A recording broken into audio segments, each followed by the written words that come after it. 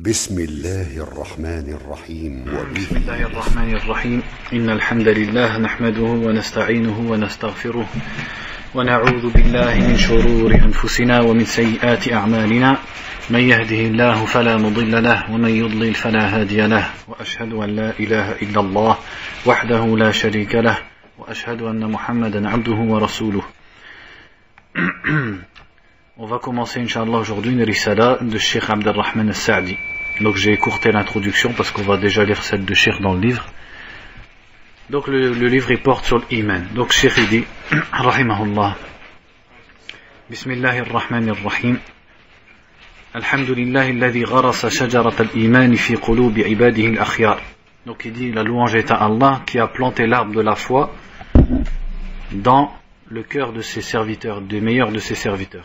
وسقاها وغذاها بالعلوم النافعة والمعارف الصادقة واللهج بذكره آناء الليل والنهار, et qui a abreuvé cet arbre de la foi et qui l'a nourri par les sciences bénéfiques et par les connaissances véridiques et par le fait de le mentionner la nuit et le jour. وجعلها تؤتي أكلها وبركتها كل حين من الخيرات والنعم الغزار. Et il a fait que cet arbre il donne ses fruits et son bien, c'est-à-dire sa baraka et ses bienfaits. وأشهد أن لا إله إلا الله وحده لا شريك له الواحد القهار الكريم الرحيم الغفار. Et donc il atteste qu'il n'y a de divinité en vérité qu'Allah. وأشهد أن محمدا عبده ورسوله الرسول المصطفى المختار. Et il atteste que Mohammed est son serviteur et son messager, qui est le messager élu. اللهم صل وسلم على محمد وعلى آله وأصحابه البررة الأخيار. Donc il demande qu'Allah yusalli, on avait déjà expliqué, on va pas traduire par qu'Allah prie parce que ça veut rien dire. En fait on peut dire qu'Allah salue le prophète, puisque donc ça c'est une parenthèse, la salat quand ça vient d'Allah, ce qui est voulu par là, comme il a ramené l'imam al-Bukhari rahimahullah dans le Sahih, le tafsir de Abu al-Aliya rahimahullah qui était un tabi'i. Il a dit la salat quand ça vient d'Allah, c'est-à-dire qu'Allah mentionne en bien le prophète al-thana عند الملأ الأعلى, devant les anges les plus rapprochés d'Allah, les anges les plus hauts. Donc pour traduire sallallahu, on peut dire qu'Allah le salue, ou qu'Allah le loue, qu'Allah loue le prophète, ou qu'Allah le vante, qu'Allah l'honore, etc. Wa sallama, et sallama c'est de salama, c'est-à-dire qu'il lui donne as-salama, c'est-à-dire la protection, le fait d'être préservé. Donc Allah salue et préserve le prophète Mohammed sallallahu alayhi wa sallam ainsi que sa famille et ses compagnons. أما بعد فهذا كتاب يحتوي على مباحث الإيمان التي هي أهم محابث الدين. Donc ce livre contient les thèmes de la foi qui sont le thème le plus important de la religion. وأعظم أصول الحق واليقين, et qui sont les plus grandes branches de la vérité et de la certitude. مستمدا ذلك من كتاب الله الكريم الكثير بتحقيق هذه الأصول تحقيقا لا مزيد عليه. Et donc en tirant tout ça du livre d'Allah Azza wa Jal, avec une authentification sur ces bases, c'est-à-dire les bases de la foi, au-delà de laquelle il n'y a pas d'authentification. C'est-à-dire, il va authentifier le sujet à tel point qu'il n'y aura rien à rajouter. ومن سنة نبيه محمد صلى الله عليه وسلم التي توافق الكتاب وتفسره. Et de la sunna du prophète sallallahu alayhi wa sallam qui est en accord, c'est-à-dire la sunna est en accord avec le livre et elle explique le livre, c'est-à-dire le Coran. وتعبر عن كثير من مجملاته وتفصل كثيرا من مطلقاته. Et donc la sunna elle explique beaucoup de ce qui est cité de façon globale dans le Coran et ce qui est cité de façon absolue, c'est-à-dire le mutlaq. Le mutlaq c'est l'inverse de le muqayyid. Le muqayyid c'est ce qui est conditionné et le mutlaq c'est une parole qui est entre guillemets lâchée, c'est-à-dire absolue, qui n'est pas conditionnée. مبتدئا بتفسيره, donc il commencera par l'explication de l'iman. مثنيا بذكر أصوله ومقوماته, et ensuite il continuera avec l'explication des bases de la foi. ومن أي شيء يستمد, et à partir de quoi la foi est puisée. مثلثا بفوائده وثمراته, et troisièmement il expliquera les bénéfices de la foi. وما يتبع هذه الأصول. قال الله تعالى ألم تر كيف ضرب الله مثلا كلمة طيبة كشجرة طيبة أصلها ثابت وفرعها في السماء تؤتي أكلها كل حين بإذن ربها ويضرب الله الأمثال للناس لعلهم يتذكرون. Donc ici c'est un verset dans lequel il est dit vois, n'as-tu pas vu comme Allah donne en exemple une bonne parole qui est comme un bon arbre dont la base, c'est-à-dire le tronc, est ferme et dont les fruits, c'est-à-dire plutôt dont les branches sont dans le ciel. Elle donne, c'est-à-dire cet arbre, il donne ses fruits à chaque instant par la permission de son Dieu, et Allah donne des exemples aux gens afin qu'ils se rappellent. Donc il dit à propos de ce verset, فَمَثَّلَ اللَّهُ الْكَلِمَةَ الْإِيمَانِ الَّتِي هِيَ أَطْيَبُ الْكَلِمَاتِ بِشَجَرَةٍ هِيَ أَطْيَبُ الْأَشْجَارِ. Donc il dit, Allah il a donné en exemple il a donné comme exemple pour la parole de la foi qui est la meilleure des paroles, il l'a comparé au meilleur des arbres. Mawsufatun bihadhihi al-awsaf al-hamida, qui est caractérisée par ces caractéristiques louables qu'il a citées, c'est-à-dire qu'elle donne ses fruits, etc. Usuluha thabitatun mustaqirratun wa nama'uha mustamir. Les bases de cet arbre, elles sont fermes et sa progression, elle est constante. وثمراتها لا تزال كل وقت وكل حين. Et les fruits de cet arbre, ils sont à chaque instant. تغل على أهلها وعلى غيرهم المنافع المتنوعة والثمرات النافعة. Donc elle fait profiter aux gens de cet arbre beaucoup de bénéfices divers et beaucoup de fruits qui leur sont profitables. Donc ça c'est l'exemple de la foi, c'est comme un arbre dont la base elle est bien plantée et qui est en constante progression et qui donne des fruits aux gens de cet arbre. وهذه الشجرة متفاوتة في قلوب المؤمنين تفاوتا عظيما بحسب تفاوت هذه الأوصاف التي وصفها الله بها. Et cet arbre, c'est-à-dire dans le cœur des croyants, il est en diverses progressions. C'est-à-dire il est pas de la même quantité ou de la même qualité dans le cœur des croyants, selon les différentes caractéristiques qu'Allah lui a citées. C'est-à-dire elle est pas pareille pour tout le monde. فعلى العبد الموفق أن يسعى لمعرفتها ومعرفة أوصافها وأسبابها وأصولها وفروعها. Donc il convient au serviteur d'Allah à qui Allah a donné le succès qu'il s'efforce de connaître cet arbre et de connaître ses caractéristiques et ses causes et ses bases et ses fruits. ويجتهد في التحقق بها علما وعملا.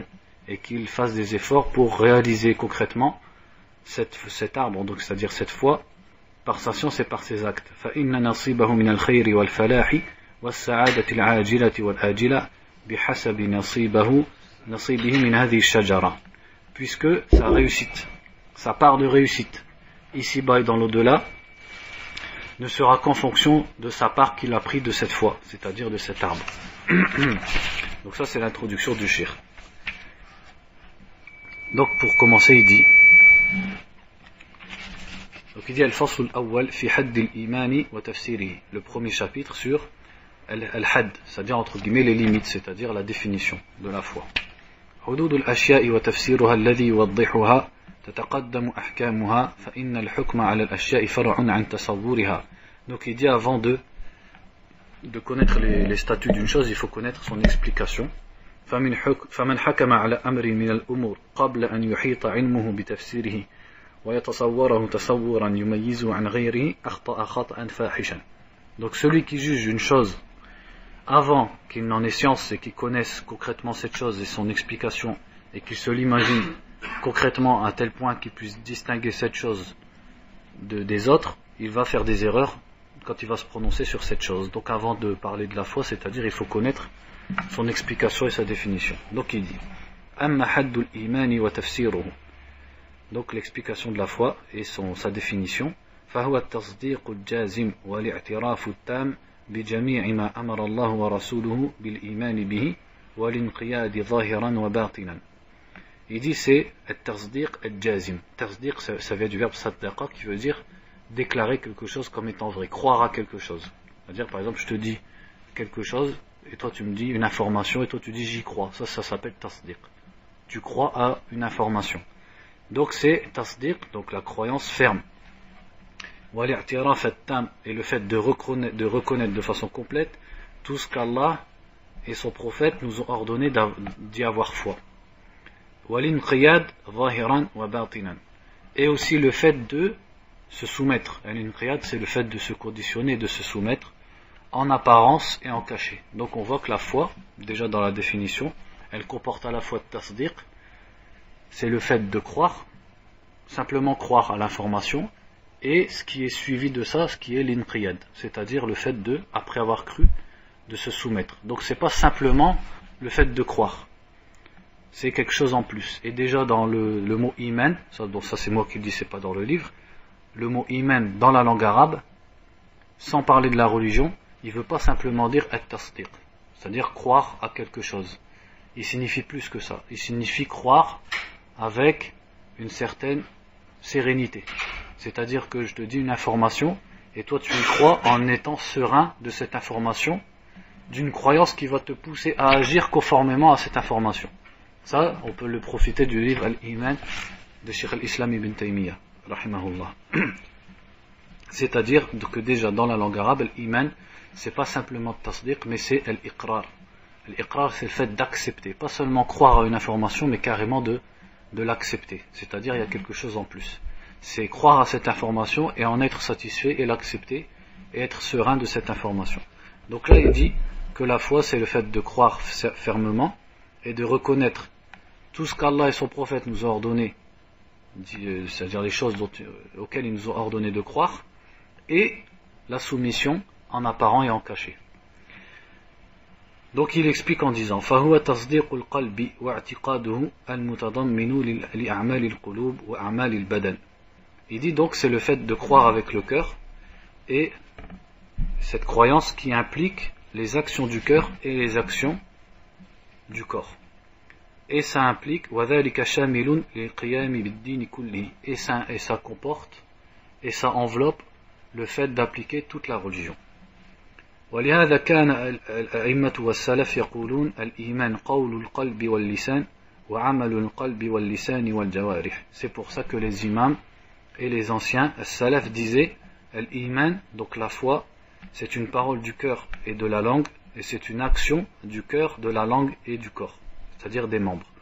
وهو قول وعمل واعتقاد يزيد بالطاعة وينقص بالمعصية.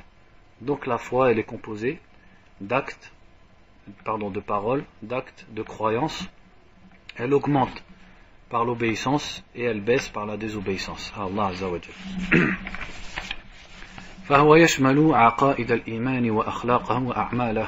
Donc l'iman comporte les croyances de la foi, c'est-à-dire la aqaïd, c'est-à-dire tout ce qu'on croit dans notre cœur, et aussi les comportements et les actes de la foi. فالإقرار والاعتراف بما لله تعالى من الأسماء الحسنى والصفات الكاملة العليا والأفعال الناشئة عن أسمائه وصفاته ومن أعظم أصول الإيمان. Donc le fait d'accepter, de reconnaître ce qu'a Allah comme nom parfait et comme attribut parfait et comme acte qui découle de ses noms et de ses attributs, ça fait partie des plus grandes bases de la foi. Donc il a bien cité trois choses: les noms, donc comme par exemple Ar-Rahman Ar-Rahim, les attributs comme Ar-Rahma, c'est-à-dire la miséricorde, et les actes aussi, les actes comme l'istiwa, par exemple le fait de s'être établi sur le trône, ou alors al-hidayah, le fait de guider, et d'autres actes qu'Allah nous a cités et qui découlent des noms et des attributs d'Allah.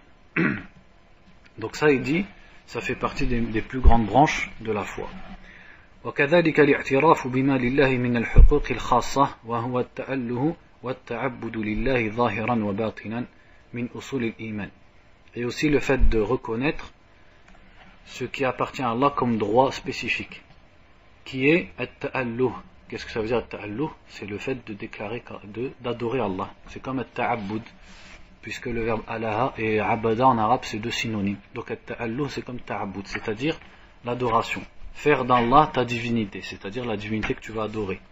Wa ta'abbud lillahi zahiran wa batinan. Donc c'est l'adoration d'Allah en apparence et en cachet, c'est-à-dire par les actes et aussi par le cœur. Ça fait partie des branches de la foi. Donc là vous remarquez qu'il a cité en vérité les deux parties du tawhid, puisque le tawhid se divise en deux grandes parties: tout ce qui renferme la science concernant Allah, c'est-à-dire les noms, les attributs, et aussi ar-rububiyyah, donc c'est-à-dire le tawhid des noms et des attributs, tawhid al-asma wa sifat, et tawhid al-rububiyyah. Ça c'est une catégorie, c'est-à-dire c'est la connaissance d'Allah, reconnaître qu'Allah c'est lui le créateur, c'est lui qui a tel et tel nom, c'est lui qui a ses attributs qui sont les attributs de la perfection, qui ne ressemble pas aux attributs des êtres humains. C'est lui qui a certains actes qui lui sont spécifiques. Et l'autre partie de Tawhid, c'est ce qui découle de ça. C'est le fait d'adorer Allah seul. Et de reconnaître qu'Allah il est le seul qui mérite d'être adoré, puisque c'est lui qui a les noms et les attributs de la perfection. Donc c'est ça les deux grandes parties du Tawhid. Donc regardez quand on lit, c'est ça qu'il a voulu dire ici. Puisqu'il dit le fait de reconnaître les noms, les attributs d'Allah, les actes d'Allah, et dans l'autre, le fait de reconnaître le droit d'Allah, qui est le fait d'adorer Allah seul.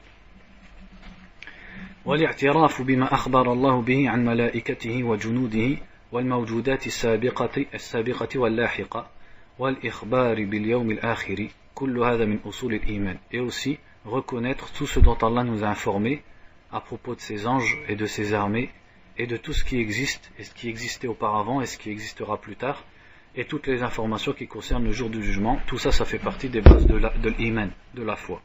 وكذلك الإيمان بجميع الرسل صلوات الله وسلامه عليهم وما وصفوا به في الكتاب والسنة من الأوصاف الحميدة.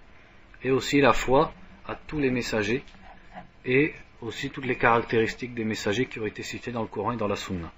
كل هذا من أصول الإيمان. Tout ça rentre dans les bases de la foi. كما أن من أعظم أصول الإيمان الاعتراف بانفراد الله بالوحدانية والألوهية. Aussi parmi les plus grandes bases de l'iman, le fait de reconnaître qu'Allah est unique dans al-wahdaniyah, le fait d'être unique, et al-uluhiyah, le fait d'être ilah, d'être une divinité qu'on adore. Wa ibadatillahi wahdahu la sharika lah, et le fait d'adorer Allah seul sans lui associer. Wa ikhlasu ad-din lillah, et le fait de vouer la religion à Allah seul. Wa al-qiyam bi shara'i al-islam al-zahira wa haqa'iqahu al-batina, et le fait d'appliquer les lois de l'islam apparentes et les concrétisation de l'islam caché, c'est-à-dire dans le cœur. Tout ça rentre dans les bases de la foi. ولهذا رتب الله على الإيمان دخول الجنة والنجاة من النار. Donc il dit c'est pour ça qu'Allah a mis comme conclusion à la foi et comme résultat de la foi le fait d'entrer au paradis et d'être sauvé de l'enfer. ورتب عليه رضوانه والفلاح والسعادة. Et il en a fait comme conséquence aussi sa satisfaction, c'est-à-dire que la conséquence de la foi c'est la satisfaction d'Allah et la réussite et le bonheur. ولا يكون ذلك إلا بما ذكرنا من شموله للعقائد وأعمال القلوب وأعمال الجوارح. Et tout ça ne peut être vrai que selon ce qu'on a cité précédemment, c'est-à-dire que la foi englobe les croyances et les actions du cœur et les actions du corps. لأنه ما تفات شيء من ذلك حصل من النقص وفوات الثواب وحصول العقاب بحسبه. Puisque quand quelque chose parmi ces choses-là manque, alors il y aura un manque et un manque de récompense, c'est-à-dire le fait de rater la récompense d'Allah et l'arrivée du châtiment d'Allah selon le manque qu'il y a dans ces choses, dans les croyances ou dans les actes.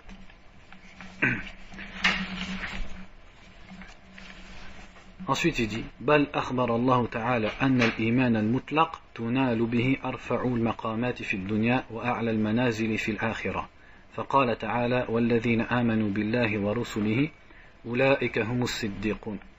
Donc aussi Allah nous a informé que l'iman al-mutlaq, c'est-à-dire la foi complète, elle permet d'arriver au plus grand degré ici-bas et au plus grand degré dans l'au-delà. Et Allah a dit ceux qui ont cru en Allah et en ses messagers, donc amanu, je vais traduire par et ceux qui ont cru, mais ça c'est qu'une traduction. En vérité, on a vu que croire c'est juste tasdiq.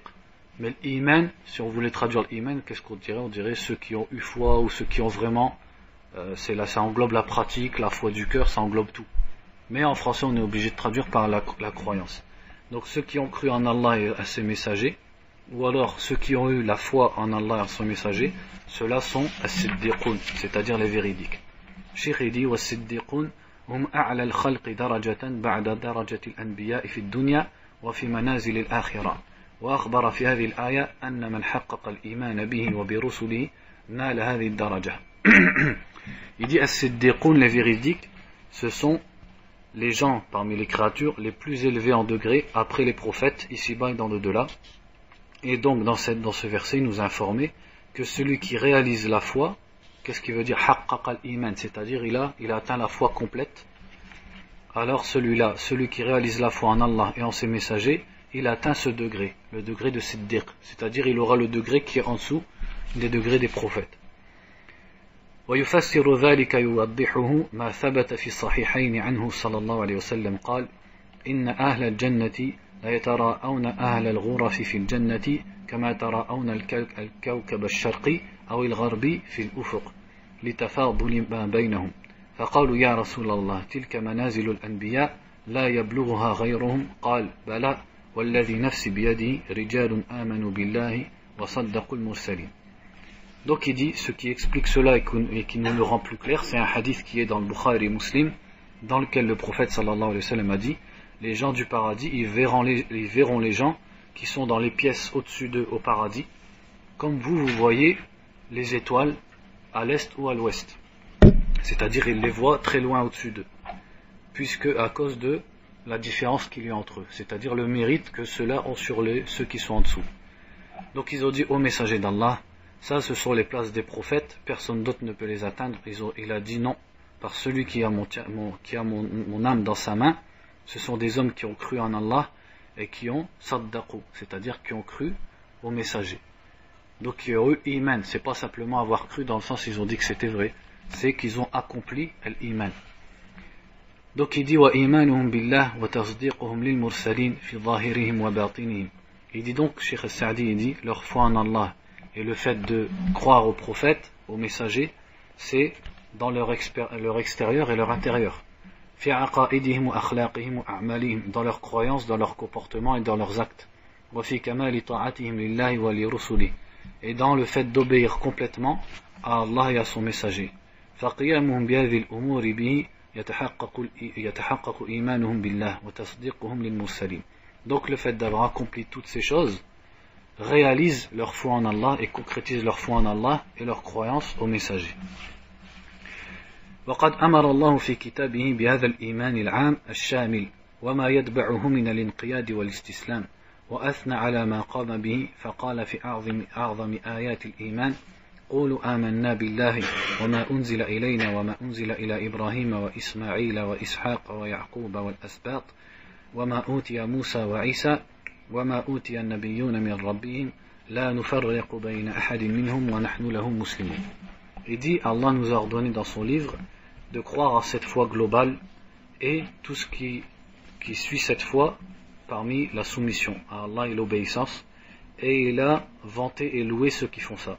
Quand il a dit, dans le plus grand verset qui concerne la foi, dans le Baqarah, dit, ou plutôt dites, nous croyons en Allah et à ce qui a été descendu vers nous, et à ce qui a été descendu à Ibrahim, c'est-à-dire Abraham, Ismaïl, Ishaq, donc Ismaël et Isaac, comme ils disent en français, Yaqub, c'est-à-dire Jacob, je précise au cas où un non-musulman y écoute, comme ça il comprend que ça parle des prophètes d'avant, Wal Asbat, c'est-à-dire les tribus d'Israël, Wama utiya Musa wa Isa, et ce qui a été donné à Moussa, c'est-à-dire à Moïse et à Isa, Jésus, Wama utiya an-nabiyyuna min rabbihim, et ce qu'ont eu les prophètes de la part de leur Seigneur, la nufarriqu bayna ahadin minhum, nous ne différencions pas, nous ne faisons pas de différence entre les prophètes, wa nahnu lahu muslimun, et nous sommes soumis à lui, c'est-à-dire à Allah.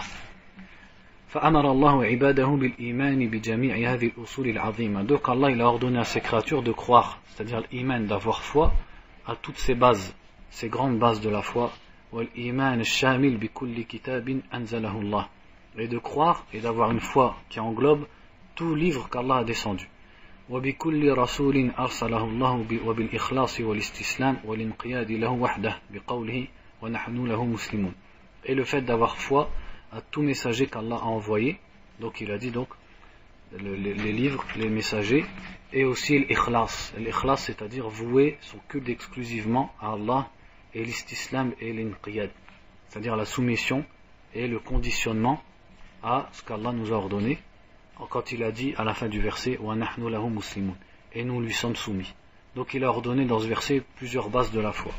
كما أثنى على المؤمنين في آخر السورة بالقيام بذلك فقال آمن الرسول بما أنزل إليه من ربه والمؤمنون كل آمن بالله وملائكته وكتبه ورسله لا نفرق بين أحد من رسله وقالوا سمعنا وأطعنا غفرانك ربنا وإليك المصير. Il dit donc aussi Allah il a vanté les croyants à la fin de cette sourate Al-Baqarah parce qu'ils ont appliqué tout ça. Quand il a dit, donc à la fin de la sourate, le messager a cru, c'est-à-dire a eu foi à ce qui a été descendu vers lui de son Seigneur ainsi que les croyants, c'est-à-dire les croyants aussi ont cru.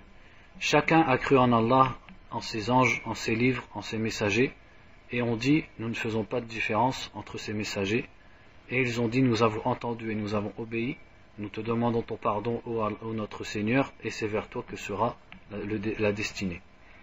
فأخبر أن الرسول ومن معه من المؤمنين آمنوا بهذه الأصول. Donc il nous a informé que le messager et ceux qui sont avec lui parmi les croyants ont cru en toutes ces bases. ولم يفرقوا بين أحد من الأنبياء بل آمنوا بهم جميعا وبما أوتوه من عند الله. Et ils n'ont fait aucune différence entre eux, les messagers, mais ils ont cru à tous les messagers et de tout ce qu'ils ont reçu de la part d'Allah. وأنهم التزموا طاعة الله فقالوا سمعنا وأطعنا. Et aussi, il a informé à propos des croyants en disant que c'est-à-dire ils ont obéi à Allah. Et ils se sont accrochés à l'obéissance d'Allah quand ils ont dit nous avons entendu et nous avons obéi. وَطَلَبُوا مِنْ رَبِّهِمْ أَنْ يُحَقِّقَ لَهُمْ ذَلِكَ. Et ils ont demandé à Allah qu'il réalise ça pour eux. وَأَنْ يَعْفُوا عَنْ تَقْصِيرِهِمْ بِبَعْضِ حُقُوقِ الْإِيمَانِ. Et qu'il leur pardonne leur manquement par les droits de la foi. C'est-à-dire, comme ils ont réalisé la foi, ils demandent à ce titre qu'Allah leur pardonne pour leur manquement. وأن مرجع الخلائق كلهم ومصيرهم إلى الله يجازيهم بما قاموا به من حقوق الإيمان وما ضيعوه منها. Et aussi nous informer que le retour de toutes les créatures sera vers Allah Azza wa Jal et qu'il les récompensera selon ce qu'ils ont appliqué des droits de l'iman, des droits de la foi, et selon aussi ce qu'ils ont, les manquements qu'ils ont eu dans les droits de la foi. كما قال تعالى عن أتباع الأنبياء عيسى وغيره أنهم قالوا ربنا آمنا بما أنزلت واتبعنا الرسول فاكتبنا مع الشاهدين. Comme il nous a dit à propos de ceux qui ont suivi les prophètes, Jésus et autres que eux, quand ils ont dit, donc là il cite en l'occurrence ceux qui ont suivi Isa, Jésus, ô notre Dieu, nous avons cru en ce que tu as descendu et nous avons suivi le messager, alors écris-nous parmi les témoins. فآمنوا بقلوبهم والتزموا بقلوبهم وانقادوا بجوارحهم. Donc ils ont cru avec leur cœur et ils se sont accrochés, ils ont suivi la voie avec leur cœur et ils se sont soumis avec leur corps. وسألوا الله أن يكتبهم مع الشاهدين له بالتوحيد. Ils ont demandé à Allah pour cela qu'il les mette parmi et qu'il les enregistre parmi ceux qui témoignent du tawhid, qui témoignent du monothéisme d'Allah. وأن يحقق لهم القيام به قولا وعملا واعتقادا. Et qu'il les aide à réaliser l'application du monothéisme dans leurs paroles, leurs actes et leurs croyances. Donc en fait je fais une parenthèse, vous voyez ce livre il va vraiment petit à petit et il est beaucoup composé de versets. Mais après Inch'Allah, parce que peut-être là certains vous vous dites ça on connaît ou on a déjà entendu, c'est assez simple mais petit à petit ça va monter, il va commencer à donner des explications sur l'iman, notamment avec des hadiths. Mais comment dire, aussi un des avantages du livre, c'est que par exemple ce livre, ou plutôt l'enregistrement du cours, il peut facilement se donner à quelqu'un qui veut connaître l'islam. Puisque ça parle de l'iman, c'est-à-dire de la foi, dans le sens islamique du terme. Parce que la foi chez les non-musulmans, surtout chez les chrétiens par exemple, c'est juste croire, et ils n'ont pas vraiment de limite, c'est-à-dire, si tu leur demandes ce que c'est la foi chez eux, il n'y a pas vraiment de définition précise. Donc il faut témoigner et montrer aux gens de ce que c'est que la foi islamique et que ce que c'est d'être un croyant pour un musulman et qui implique de croire à tous les messagers et de se soumettre à Allah et à la parole d'Allah, etc. Donc le livre il est à la fois simple mais en même temps, alhamdulillah, il nous apprend sur مولاي صل وسلم دائما أبدا على حبيبك خير الخلق كلهم مولاي صل وسلم دائما أبدا على حبيبك خير الخلق كلهم محمد سيد الكونين والثقلين محمد سيد الكونين والثقلين والفريقين من عرب ومن